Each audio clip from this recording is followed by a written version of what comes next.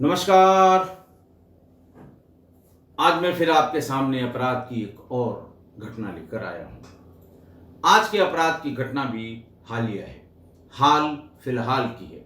आज का प्रदेश है उत्तर प्रदेश, जनपद है हरदोई। हरदोई बिल्कुल लखनऊ से सटा हुआ जनपद है। लखनऊ और हरदोई की सीमा एक ही है। हरदोई रेलवे स्टेशन से अगर आप कभी पास हों, चाहे गाड़ी आपकी 2 मिनट 3 मिनट के लिए रुके, हरदोई के लड्डू बेचने वालों की ट्रेन के दोनों तरफ भरमार होती है। और वो बेचते समय एक बात हमेशा कहते हैं, हरदोई का लड्डू ले लो, जो खाए वो भी पछताए, जो न खाए वो भी पछताए। इसके पीछे क्या बात है, क्या तर्क है, ये नहीं कहा जा सकता, लेकिन होते बहुत अच्छे हैं। लड्डू हरदोई के संडीला के बहुत फेमस हैं और स्टेशन पर इसके बेचने वालों की संख्या बहुत ज़्यादा है। हरदोई के थाना काजीपुर में 12 फरवरी 2023 को एक लाश की सूचना ग्रामीणों ने दे दी और ये बताया कि बनिया खेड़ा और मुन्ना खेड़ा के बीच में स्थित एक जंगल में एक महिला की लाश पड़ी हुई है। पुलिस के सामने महिला की लाश की पहचान का संकट था। आसपास के गांवों में खबर की गई और शाम तक उस महिला की शिनाख्त हो गई। ये पता लगा कि गांव काजीपुर में केशन पाल की विधवा सोनी ये घर से निकलकर गांव में बाहर की तरफ लकड़ी लेने गई थी और वो देर शाम तक वापस नहीं आई थी। घर वालों ने एक छोटी सी गुमशुदगी की तहरीर भी थाने पर दे दी थी, लेकिन थाना प्रभारी का ये कहना है कि जिस समय शाम को ड्यूटी चेंज हो रही थी मुंशी की, उन्होंने ये दरखास्त दी, लेकिन जाने वाले मुंशी ने इस एप्लीकेशन के बाबत या इस गुमशुदगी की एप्लीकेशन के बाबत नहीं बताया, जिसके कारण वो गुमशुदगी नहीं लिखी गई और महिला की लाश के पहचान में इतना विलंब हुआ। बहरहाल पहचान हो गई कि केशन पाल की विधवा है सोनी, और जिसकी उम्र करीब 28 साल या 27 साल रही होगी। पोस्टमार्टम रिपोर्ट आ गई, गला दबाकर उसकी हत्या की गई थी, लेकिन इसके आगे पुलिस पहुंच नहीं पाई। परिवार वालों ने किसी से रंजिश न होने की बात कही। पारिवारिक रंजिश का भी सब लोगों ने इनकार किया। दोस्तों दुश्मनों सब ने इनकार किया कि इनकी किसी से रंजिश भी नहीं थी और कोई पारिवारिक बात भी नहीं समझ में आई। बहरहाल पुलिस अपने तरह से इस मुकदमे की या 302 यानी हत्या के इस विवेचना की अपने तरह से पड़ताल करने में जुटी रही। फिर वही होता है लास्ट में, जब डॉग स्क्वाड फेल हो जाए, जब सर्विलांस के सारे तरीके फेल हो जाएं, जब फॉरेंसिक साइंस लेबोरेटरी के रिपोर्ट्स में कोई बात पता न लगे, तो पुलिस गांव में सादे वस्त्रों में सिपाही भेजा करती है। दूसरे बहाने से जाते हैं, जैसे किसी न किसी का वारंट होगा, किसी का समन होगा कोर्ट का, उसे तामील करने गए, वहीं बाहर बैठ गए, बताया कि मैं फलाने का समन तामील करने आया था, और फिर बातचीत करते करते कि भाई कैसे हुआ, क्या हुआ। कोशिश ये करते हैं पुलिस वाले, जब इस तरह की बातों का नहीं पता लगता, कि मुखबिरों के भी जरिए और स्वयं भी उस गांव में जाकर जो सुगबुगाहट होती है, जो तरह तरह की बातें, शंकाएं और आशंकाएं आपस में लोग व्यक्त तो करते हैं, लेकिन वो थाने पर जाकर इसकी सूचना देने में कतराते हैं। बहरहाल पता करते करते ये पता लगा कि गांव का ही एक लड़का इस महिला के आगे पीछे कई बार देखा गया। सूचना ठीक ठाक थी। थानाध्यक्ष ने कहा कि गांव में अगर इस तरह की सुगबुगाहट है तो इस लड़के को ले आया जाए, उससे पूछताछ की जाएगी। तब तक इस लाश के मिले हुए 2 महीने हो गए थे। लोगों में तरह तरह की बातें फैल रही थी। बहरहाल तमाम और सूचनाओं के साथ आई हुई ये सूचना भी पुलिस ने वेरीफाई करनी शुरू की, तो ये पता लगा कि श्रीपाल का पुत्र प्रेम कुमार है, जिसको कभी कभार इसके आगे पीछे जाते हुए देखा गया था। प्रेम कुमार को थाने पर लाया गया। 2 महीने हो चुके थे।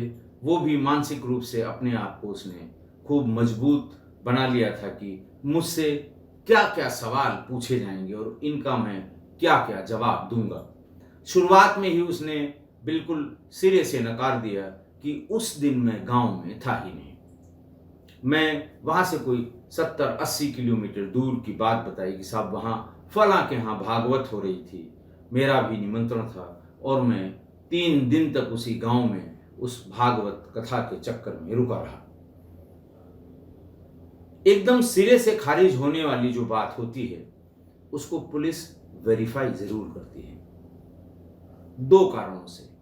एक कि अगर ये नहीं है तो फिर इस रास्ते को, विवेचना के इस रास्ते को या इस सूत्र को खत्म कर दिया जाए, क्लोज कर दिया जाए, नए सिरे से नया रास्ता, नए सूत्र तलाशे जाएं। दूसरा कि इसको वेरीफाई कर लिया जाए। अगर ये बात गलत निकलती है तो 90% यही आदमी आरोपी होगा, और होता भी है। पुलिस ने इसको वेरीफाई करने के लिए जिस गांव का जिक्र था, जिस आदमी का जिक्र था जहां भागवत होने की बात कही गई थी, वहां पर भेजी गई। गांव वालों ने बताया कि बिल्कुल सही है, ये सजातीय है उसका और यहां भागवत हुई थी। लेकिन लोगों से पूछताछ में ये इस बात के कतई संकेत नहीं मिले कि प्रेम कुमार उस दिन, भागवत वाले दिन, उस गांव में या भागवत के उस स्थान में मौजूद था। तमाम जहां कहीं इस तरह के आयोजन होते हैं, हर बच्चे, हर लड़के, हर जवान के पास मोबाइल होता है। वो फोटो जरूर खींच लेता है, वो मूवी जरूर बना लेता है। लड़के लड़कियों के चित्र के आते जाते दूर से फोटो जरूर खींच लेता है। स्वभाव में आ गया है ये। मोबाइल का जो आकर्षण है लोगों के बीच में, वो जानता है इससे कुछ खर्च होने वाला नहीं है। 100 फोटो खींचेंगे, एक मिलेगी, 99 फोटो 1 मिनट में डिलीट कर देंगे। ना कोई प्रिंट का खर्चा है, ना कोई स्पेस की बला है, कुछ नहीं है। पुलिस ने ऐसे लड़कों की जो जो बनाई गई फोटोग्राफ और वीडियोग्राफी भी इकट्ठा की उसी गांव में जाकर। हर एंगल से हर चीज को कवर करने वाले जितने वीडियो या फोटोग्राफ थे, उनमें कहीं भी प्रेम कुमार नहीं दिखा। बहुत सारे लोगों के बयान, तमाम फोटोग्राफ और तमाम वीडियो लेकर पुलिस फिर से थाने पर पहुंची, जहां प्रेम कुमार जहां उसकी पूछताछ हो रही थी। उससे फिर पूछा गया, अच्छा बताओ तुम वहां गए तो पहले दिन कहाँ रुके? फिर ये बताओ कि जो वो मंच लगा हुआ था जिसमें वो जो प्रवचन कर रहे थे संत महाराज, वो किस तरफ बैठे हुए थे? मंच की ऊंचाई कितनी थी? महाराज उस दिन कौन सा कपड़ा पहने हुए थे? मंच में उनके साथ और कौन बैठा था? खाना खिलाने का जो पंडाल था वो किस तरफ बना हुआ था? झूठ तो झूठ है। एक आध बार झटका मारने के बाद उसने जो कुछ भी अपने को बचाने के लिए झूठ बताया, सारे फोटोग्राफ्स दिखाए गए और वो समझ गया कि उसका झूठ पकड़ा गया है। सेवा सत्कार थोड़ी सी पुलिस ने की। जब उसके सारे झूठ पकड़े गए, उसके बाद थोड़ी देर के बाद जो थोड़े वाद्य यंत्रों के साथ जो संगीत का समा बांधा था पुलिस ने, थोड़ी देर बाद में वो सुर निकलने लगे। उसने पूरी बात बताई। उसने कहा कि ये विधवा थी, इसका नाम सोनी था। इसके पति के मरने के 6वें या 7वें महीने बाद मेरी नज़र इस पे पड़ गई और मैं आते जाते कभी बाजार में छोटा मोटा सामान लेने के लिए जाए, सवेरे जंगल से लकड़ी काट के उसी से खाना बनाने के लिए लकड़ी काटने जाए, या फिर कुएं पर पानी भरने हैंडपंप पर पानी लेने जाए, तो मैं कहीं न कहीं से इसको देखता रहता था। और एक आध महीने चक्कर लगाने के बाद एक दिन रास्ते में मौका देखकर मैंने रोक लिया और ये कहा कि मैं तुमसे शादी करूंगा। सोनी ने मुझे झिड़क दिया कि तुम्हें शर्म नहीं आती, मैं विधवा हूं, मैं कैसे शादी कर सकती हूं। और अगली बार जब मैंने इस तरह की बात फिर की तो उसने मुझे भद्दी भद्दी गालियां दी और ये कहा कि आइंदा से रास्ता रोक कर अगर तुमने ये बात दोबारा कही तो मैं शोर मचाऊंगी, मैं पूरे गांव को बुलाऊंगी और तब तुम्हारी वहीं पर कुटम्मस होगी, मारे जाओगे, तुम्हें शर्म आनी चाहिए। बहरहाल फिर भी वो नहीं माना और 12 फरवरी को जब वो सुबह घर से निकली जंगल में लकड़ी काटने के लिए, पहले ही रेकी कर चुका था, ये जानता था कि लकड़ी के चक्कर में ये फला फला जगह ही जाएगी, ये उसके पहुंचने के थोड़ा पहले ही जंगल में पहुंच गया। जब इसने छोटी छोटी लकड़ियां जो बड़े पेड़ों से नीचे गिरती हैं उनको इकट्ठा किया जाता है, कुछ टहनियों को जो सूखी हैं उनको काट लेते हैं, कुछ हर्ब्स जो होते हैं सूख जाते हैं उनको काट लेते हैं और एक समय में खाना या जो रोटी है उसको बनाने भर की सूखी लकड़ी इकट्ठा करके महिलाएं रोज का रोज घर पर ले जाती हैं और उसी से वो अपना खाना बनाती हैं। जैसे ही वो सूखी लकड़ियों और टहनियों के चक्कर में पहुंची, ये पीछे से पहुंच गया और उससे कहा कि आज तुमसे मैं अंतिम बार पूछ रहा हूं, तुम्हें शादी करनी ही होगी। सोनी ने फिर उसी तरह बेबाकी से शादी के लिए मना ही नहीं किया, बल्कि ये भी कहा कि मैं 2 बार तुमको चेतावनी दे चुकी हूं, तुम रोज रोज पूछकर हमारा डिसीजन नहीं बदल सकते। जब मैंने कह दिया कि ये शादी नहीं होगी तो मैं किसी भी कीमत पर तुमसे शादी नहीं करूंगी। इसने प्रेम कुमार ने चारों तरफ देखा, जब कोई नहीं दिखाई दिया तो उससे जबरदस्ती करने लगा। इसी भाग दौड़ में उसने उसकी शर्ट पकड़कर खींचा गिराने के लिए, तो उसकी शर्ट के सारे बटन टूट भी गए। इससे वो और आग बबूला हो गया। उसने सोनी को जमीन पर गिरा दिया और गला दबाकर उसकी हत्या कर दी। हत्या करने के बाद उसी जंगल में सूखे पत्ते, सूखे टहनियों, सूखी लकड़ियों से उसे ढक दिया और वहां से भाग गया। हरदोई के एसपी राजेश द्विवेदी, अभी भी वो हरदोई के एसपी हैं, उन्होंने 2 महीने बाद हत्या के उस खुलासे के लिए प्रेस कॉन्फ्रेंस बुलाई। चूंकि सिवा इसके कि गांव के कुछ मंचलों ने सोनी के आगे पीछे प्रेम कुमार को देखा था, सिर्फ इस सूचना को डेवलप करके प्रेम कुमार तक पुलिस पहुंची थी, वरना न प्रेम कुमार पे कभी पुलिस का शक जाता, न पूरे गांव का शक कभी उस पर जाता कि ये भी इसकी हत्या कर सकता है। पुलिस को उसने ये बताया कि जब उसने मना किया, चिल्लाने की कोशिश करने लगी, धक्का मुक्की में उसने मुझे भी मारने की कोशिश की, तो मैंने उससे यही कहा था कि तुम मेरी नहीं हुई तो किसी और की नहीं होने दूंगा।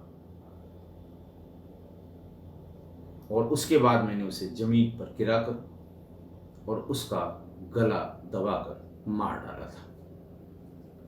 पुलिस ने आरोपी प्रेम कुमार, श्रीपाल का जो लड़का था, उसको गिरफ्तार किया। गिरफ्तार करके जेल भेज दिया। आज से कोई 10 दिन पहले की बात होगी, 7 या 8 तारीख को, 7 या 8 मई को उसे जेल भेज दिया। आज की घटना ये भी ठीक वैसी ही हत्या है, कोई विशेष हत्या, इस हत्या में कोई विशेष बात नहीं है, सिवा इसके कि एक महिला की पीछे एक यंग नौजवान लड़का। अब मैं तो बार बार यही कहता हूँ कि ये सब आदतें जो सुषुप्त अवस्था में रहती हैं, जो लेटेंट रहती हैं, जो छिपी हुई रहती हैं, ये सब इसी मोबाइल से उपजे हुए ज्ञान के कारण ये दूषित करती हैं शरीर को भी, मन को भी और दिमाग को भी, सोचने की शक्ति को भी। मेरा यही मानना है कि शायद इसी इन्फ्लुएंस की वजह से वो बराबर उसका सोनी का पीछा करता रहा है। लेकिन जो बाद का उसने डायलॉग बताया कि मेरी नहीं हुई तो मैं किसी और की नहीं होने दूंगा, तमाम एक ऐसी घटनाओं में जिनमें एक तरफा प्रेम संबंध, एक तरफा होने वाली कार्रवाई में जब जब ये बात हुई है, चाहे शादीशुदा लोगों के बीच की बात हो, चाहे दो जवान लड़के लड़कियों के बीच की बात हो, तो इस डायलॉग का प्रयोग जरूर होता है या किया जाता है कि मेरी नहीं हुई तो किसी और की नहीं होने दूंगा। बहुत बार सुना होगा आपने, इस तरह के हत्या के प्रकरणों में अखबारों में बाजाबता ये डायलॉग छपता है। अब वैसे तो ये डायलॉग देने वाले, कहने वाले, फप्तियाँ कसने वाले, बातचीत में ये बात कहने वाले, ये पक्के और यकीनी तौर पर छिछोरे, लफंगे, आवारा और लोफर लोग होते हैं। इतना सस्ता, इतना गंदा, इतना खराब डायलॉग वही बोल सकता है जिसकी मानसिकता ही बहुत गंदी हो। अब ये किसी फिल्म में ये डायलॉग है जरूर, मेरी व्यक्तिगत जानकारी में नहीं है। किस्सा गोई के जो हमारे परिवार के लोग हैं, दर्शक हैं, सब्सक्राइबर हैं या जो सुन रहे हैं, अगर किसी को नई या पुरानी किसी फिल्म में ये जिस फिल्म में ये डायलॉग बोला गया हो, अगर उनको याद हो तो वो भेजें जरूर। अगर लिंक पूरा मिल जाए तो जरूर भेजें, तो हमसे इससे हमारा पूरा किस्सा गोई परिवार लाभान्वित होगा। ये डायलॉग है और ये डायलॉग मैंने बताया किस किस्म के लोग इसे बोला करते हैं। अगर सामान्य बातचीत में भी कभी मान लिया दो लोगों से आपस में कुछ धीरे धीरे शुरू हो रहा है और कभी दोनों के बीच के जो नरम गरम संबंध हैं, तलखी में ये कोई आदमी कह दे कि न मेरी हुई तो मैं किसी के न होने दूंगा, तो आप ये समझ लीजिए कि ये लोफर है और इससे तुरंत दूरी बनाया जाना ही श्रेयस्कर है। फौरन उससे दूरी बना लीजिए। खतरे की घंटी समझिए इस तरह की बात जो कोई करता है। इसका स्पष्ट मतलब है कि वो दूषित मानसिकता का लड़का है, आदमी है या कोई भी है। दूर रहिए, सतर्क रहिए और नहीं ऐसा आप करेंगे तो भुगतने के लिए तैयार रहिए। आशा है आप मेरी इस बात से सहमत होंगे। आज के लिए इतना ही। बहुत बहुत धन्यवाद।